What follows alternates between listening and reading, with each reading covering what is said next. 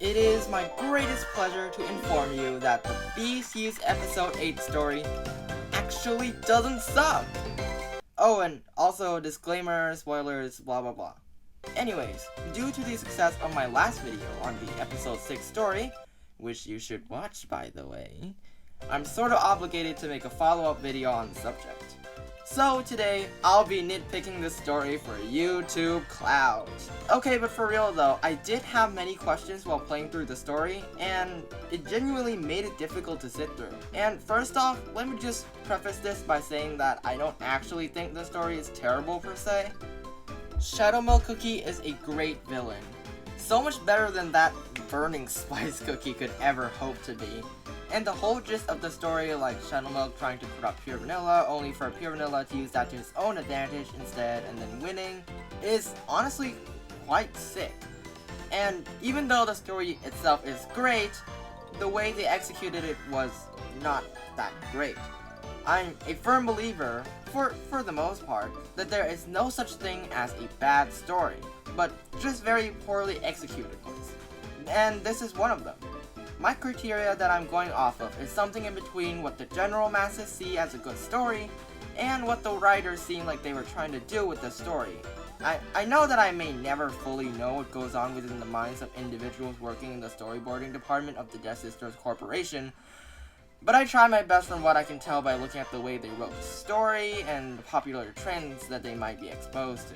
In my last video, I was basically saying that the story is bad and stuff, and I think I worded that entire video very poorly. Which I do apologize for that, it was not my intention to come off so negative.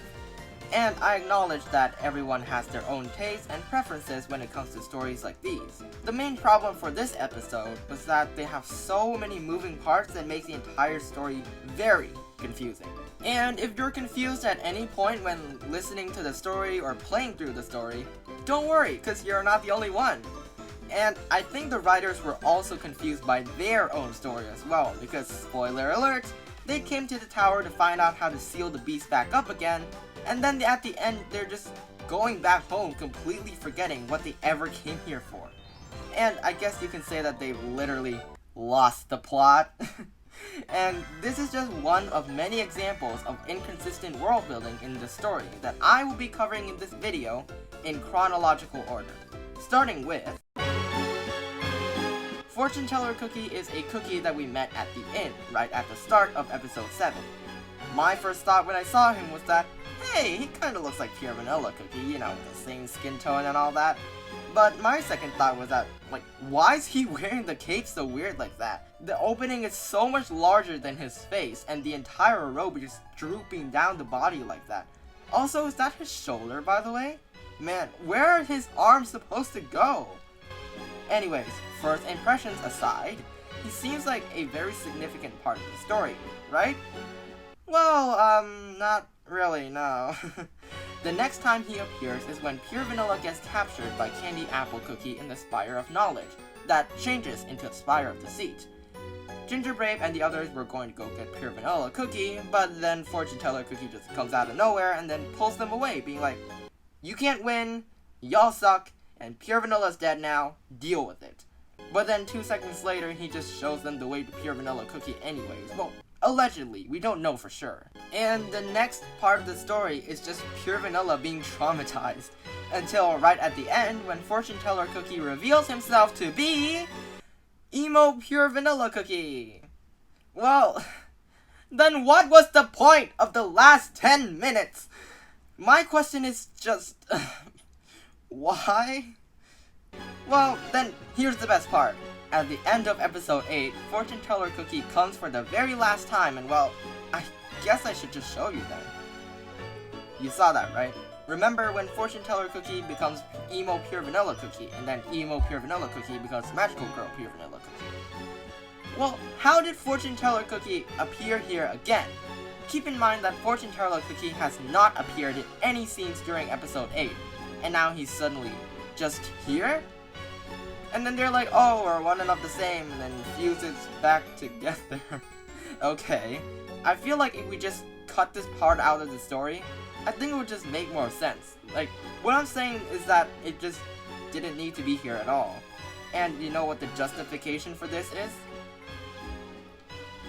Yeah, right, just blame all your inconsistent script writing on lore, why don't ya? But still, how did Fortune Teller appear here again after transforming into emo pure vanilla cookie? If Fortune Teller was truly just a pure vanilla from an alternate timeline, like they said, shouldn't there still just be one or something? And also, how did pure vanilla cookie get all that information? You were all still clueless just one episode ago. There shouldn't be any time in the story where he'd be able to get the information, since he couldn't get any info from the Spire of Deceit. Well, because it's the Spire of Deceit, it's full of nonsense text. I feel like that one line was just put in there as an afterthought, because when reviewing the script, they must have just found so many inconsistencies that they were just too lazy to fix it. So they just slapped that in there and just called it a day, I guess. I genuinely don't know if this confusion was intentional or not, really. Next is Chapter 8. I don't know what it is with this chapter, but it definitely seems like there's a lot more cutscenes than usual that doesn't feel like it needs to be there. Like, we've already talked about Fortune Teller Cookie confusion thing, but there's just a lot more than that, like all the useless games that Shadow Milk Cookie has pure vanilla play. And I think the writers know this because it doesn't seem like it's leading the plot anywhere. Like, that's why they had Candy Apple Cookie release Ginger Brave and friends from custody. And I've got to give it to them, no matter how stupid the action may be, the writers are somehow, just able to fit it into the plot, however they so choose. Which is honestly quite impressive. But now comes the big question. What happens after Ginger Brave is let out of cards? Well, of course, they go to Pure Vanilla Cookie's room. Excuse me, what now?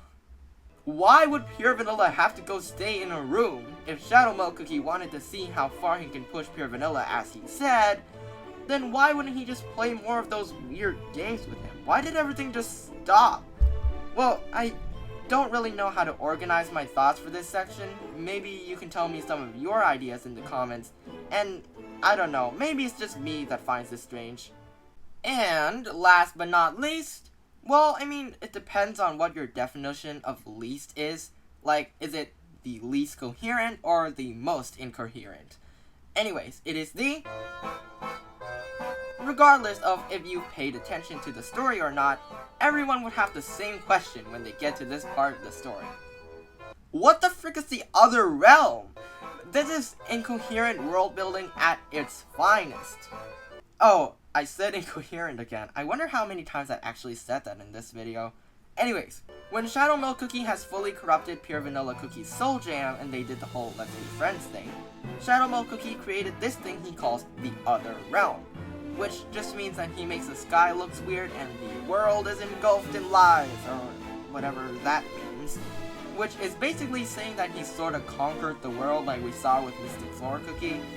At no point in the story was the other realm mentioned, and there aren't even concepts that are similar to this. Most that we've seen is, like I said, Mystic Floor spreading her white plague across the world. And what do you mean only Shadow Milk Cookie can control the other realm? What is the other realm? Is it like an alternate dimension? Is it like some sort of domain expansion thing? Are you just creating more sky? Like, what determines who gets to control it? Oh, and most importantly, what does it even do? We've seen nothing in terms of its effects on the world. The everyone is lying thing just happened because Shadow Milk Cookie corrupted Pure Vanilla. Not really because of this other realm. The thing that made everything return to normal was the defeat of Shadow Milk Cookie and not the eradication of the other realm. Anyways. I can clearly tell that the writers have just been cooking with this story.